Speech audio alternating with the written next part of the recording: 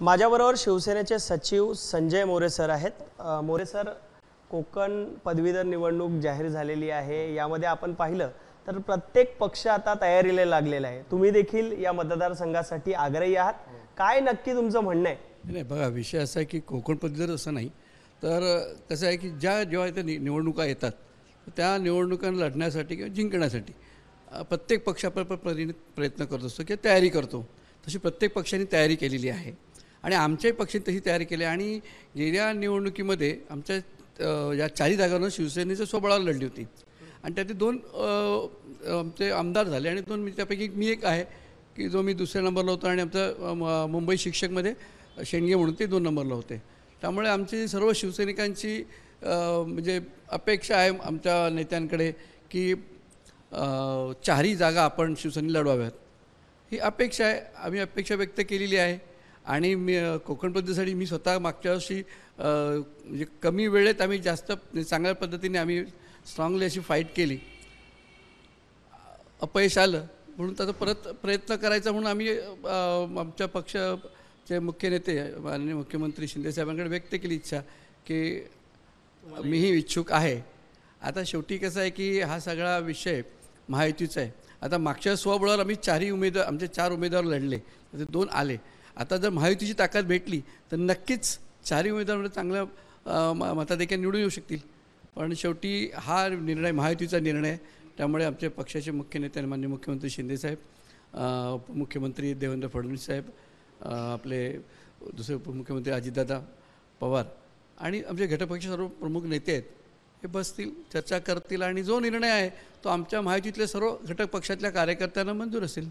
या लोकसभा निवडणुकीमध्ये मनसेने महायुतीला बिनशर्त पाठिंबा दिला होता।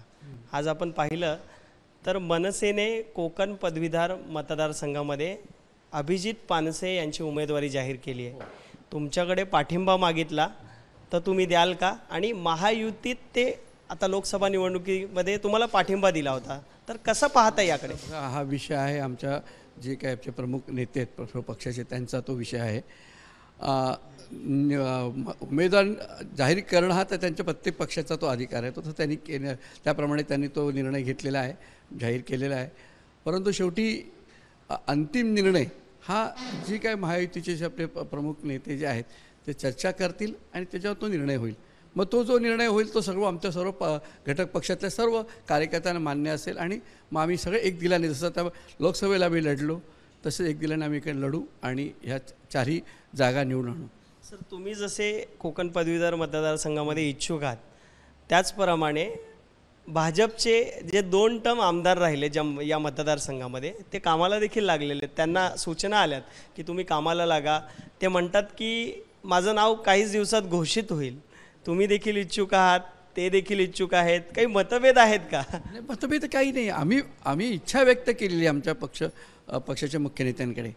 आता तो जो मेसेज आहे त्याच्या आपल्या जी समन्वय समिती ती जाईल, तिची चर्चा होईल आणि निर्णय होईल आणि तो निर्णय जो येईल तो आम्हाला मान्य असेल। नेते जो निर्णय जाहीर करतील तो तुम्हाला मान्य असेल।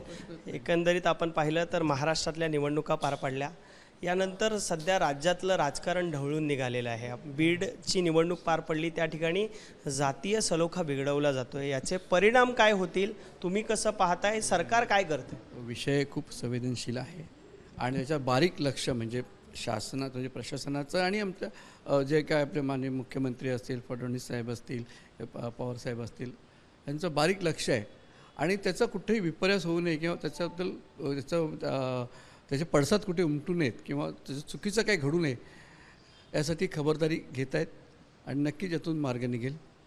आपण पाहतोय लोकसभा निवडणुकीनंतर बीडमध्ये जातीय सलोखा निर्माण झालेला आहे आणि याचे परिणाम काय होऊ शकतात, सरकारचं कशा प्रकारे या ठिकाणी लक्ष आहे, या संदर्भात महत्त्वाची प्रतिक्रिया शिवसेना सचिव संजय मोरे सरांनी दिली आहे। कॅमेरामन अजित कदमसह मी अल्पेश करकरे, एबीपी माझा, मुंबई।